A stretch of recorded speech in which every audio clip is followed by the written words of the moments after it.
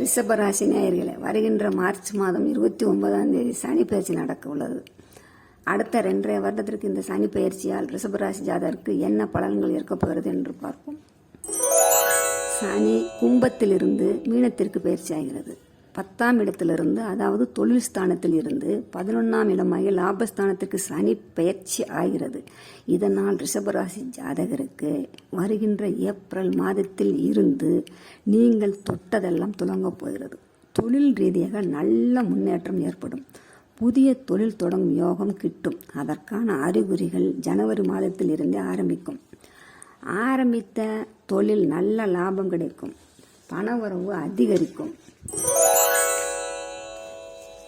Side business தொடங்க நல்ல காலகட்டம். புதிய ஸ்கில் கற்றுக்கொள்ள உகந்த நேரம். புதிய மொழிகள், ஸ்கில்ஸ் போன்றவற்றை கற்பதன் மூலம் நல்ல ஆதாயம் கிட்டும். ஆனால் பிஸ்னஸில் பார்ட்னர்ஷிப்பை தவிர்ப்பது நல்லது. உங்கள் ஆள் மனது சொல்வதை கேட்டு நடந்தால் சகல சௌபாகியங்களும் கைகூடும். சுருக்கமாக சொன்னால் நீங்கள் தான் லக்கி பாஸ்கர்.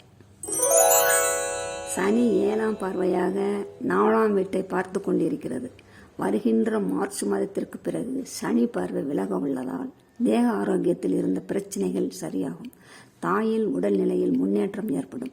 சனி 10ஆம் பார்வையாக 7ஆம் வீட்டை பார்த்து கொண்டு இருக்கிறது. வருகின்ற மார்ச் மாதத்திற்கு பிறகு சனி பார்வை விலக உள்ளதால் திருமண தடங்கள் விலகும்.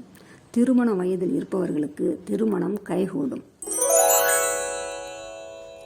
12 ராசிகளில் முதலிடத்தில் இருப்பது உங்கள் ராசி தான், அதாவது ரிஷப ராசி. எனவே நாளை என்று தள்ளி போடுவதை தவிர்த்தால் மட்டும் போதும். எண்ணிய அனைத்தும் உங்களுக்கு நிறைவேறும். ரிஷபராசி பெண்கள் ஒவ்வொரு வெள்ளிக்கிழமையும் காலை 6 மணிக்கு மேல் 7 மணிக்குள், அதாவது சுக்கிர ஓரையில் தெய்வ வழிபாடு செய்வது மிகவும் நல்லது. சகல சௌபாகியங்களும் கிட்டும்.